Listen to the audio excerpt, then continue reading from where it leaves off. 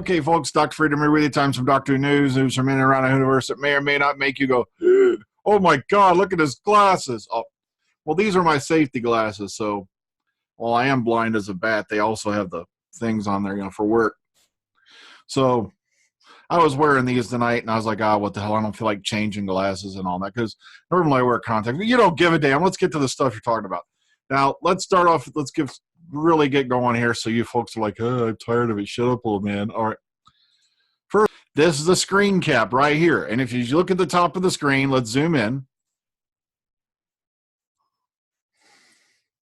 Disney.co.uk. This is right off their site. Right there. Matt Smith, Dominic Monaghan. Within 48 hours, this post was edited and both these names were gone. So you tell me whether or not Matt Smith is in episode 9, because this was on their main site. This was off their mobile site.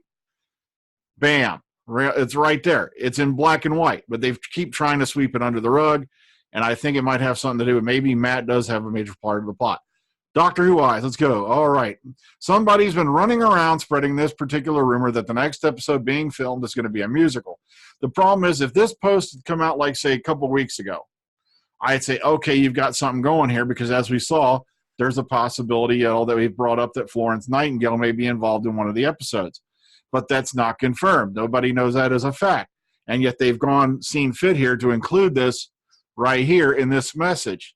An episode about, you see, that right there tells me that all they did was they went back and they read something that we, that we're, thinking might happen. So that way it gives us a little bit of legitimacy. It's not. I have yet to find anybody who can confirm that there's going to be a musical episode of Doctor Who. This was at the BAFTAs, by the way. Russell T. Davies, of course, posting with Jodie Whittaker, who attended with Mandip Gill and Tossin Cole. So here he goes, the fat Welshman. He's out and about. There are some photos. There's a copy right there by Getty Images. And, of course, there's, Mandip Gill, Tossin Cole, Jodie. Now, look, my God. I don't know what to say. Anybody here watching Doom Patrol? That reminds me of something Mr. Nobody would wear. That jigsaw puzzle type guy. And I'm saying I'm not a big fan of that dress, to be honest with you. That's just me. This is Join Jodie Whittaker for breakfast on the Doctor Who set. From what I've been told, the UK entries are now full and closed. This is for US, but like I said, because you'll notice right here, they're including travel to the UK and be put up in a 4-star hotel as part of the package. If you want to get into this, all the details you need are right along here. And this is for charity. Be sure to go check this out if you want. So, bam, there you go. Remember, this is open to now apparently people in the US as well. Bam. All right. Avengers InGame. Karen Gillan tells all about Nebula's surprising redemption and Marvel future. And this is a nice little thing with Karen going on about her character and all that. She has hit that mad Disney Marvel movie money. And there you go. It's a nice interview. Be sure to go check this out. And this is from the Los Angeles Times. Karen Gillan regrets not pitching another Doctor Who reference in Avengers InGame. Doctor Who deserved to get a name check in the Marvel blockbuster, says the former star.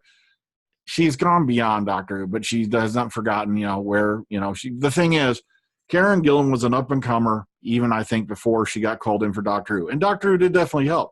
You got to remember, she started out on things like the Kevin Bishop Show and stuff like that.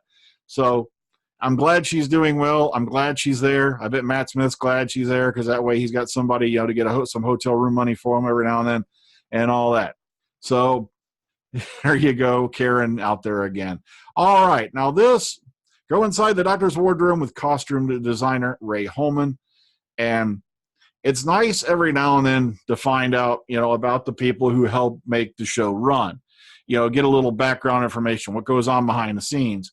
And this is a nice little interview here with Ray Holman. Be sure to go check this out. And, of course, they're referring back to the, costume design special issue of Doctor Who magazine. Okay, Michael Sheen and David Tennant on Terry Pratchett, Neil Gaiman's Good Omens, Armageddon, but with jokes. And this is, of course, remember, this is based off a novel by Neil Gaiman and whatnot. And be sure to go check this out. Matter of fact, I believe this starts airing later this month, and I'm looking forward. But the problem is, if you want to read the article, you got to subscribe to their damn site. And the thing is, I do it every now and then because you get a free trial. But I don't know. It's up to you, folks. Okay. Doctor Who composer Segun Akinola on This Classical Life. And he's going on. He wants to discuss his. Well, basically in this article, he discusses his favorite music as well as some of the music he's done from Doctor Who. Okay, This Classical Life on BBC Radio 3 pairs musician and presenter Jess Gillan each week with another musician. This time she's talking to Segun Akinola, who's the composer for Doctor Who, Series 11 and onward. And if you want to go listen to this right here, if you scroll down, this program where this is going on can be streamed worldwide or downloaded in the UK for the next 25 days directly from the BBC Radio 3 website. Boom, here you go. All right, moving forward. Doctor Who fan art competition, guess what? You've only got a couple more days. I've talked about this before. It's kind of like a reminder that I believe the cutoff date is May 15th. Yes, it is. So if you're working on stuff for it, be sure to get it out there for your stuff to be shown at San Diego Comic-Con. If you're one of the finalists, bam, here you go. And here's all the stuff you get, yada, yada, yada, bam, bam. So it's getting all this cool stuff. Okay, moving forward. And lastly for today, Lethbridge-Stewart on His Majesty's National Service, Kenny Jar Books have announced the final novel in their anniversary series of the Lethbridge-Stewart series of books, The Laughing Gnome, and, of course, the name of the book is On His Majesty's National Service. I've been hearing from folks these are really good. I have not read them myself, but I've been passing the word because anybody who goes out there and decides to take on a part of the Doctor Who universe, and apparently from what I heard, these are doing really well, more power to you because I've been doing my own little bit with, Dr. Freedom and Eric, and I know how hard it is to get out there and catch fans and all that. You must be doing something really great, guys, to be going on this long. So once again, also apparently there was filming this week, or last week, sorry, it was on Butte Street again, and someone was going on about, well, there was only so many fans showed up. And for what I heard, the weather wasn't all that great. Of course, come on, it's Wales. I know people in Wales who don't want to be in Wales because the weather sucks. Well, I know what that's like because here it's been nonstop raining in the 50s for like the last few days. And it's like you're lucky if you hit the 50s some nights. Oh, and it really sucks when you're trying to get your spring yard work done and you can't get out there because you're up to your ankles in grass and water. Oh, yeah. Ugh. But once again, folks, it's just a classical fact that a lot of people don't like to stand out in the weather, especially when you don't know when or if someone's coming out. And someone's making a big deal about it, and I don't know why. It's just, there's not as many people showing up these days, and maybe it's because of the fact that the last group of people who did ended up being shamed. I don't know. But come on, if you want to go out and meet your idol and all that, don't be afraid to. But at least the autograph dealers ain't been swarming either. Thank goodness. Oh, well, folks, till next time, please take care of yourselves and each other. Have a good night. See you on the flip side. Freedom out, baby.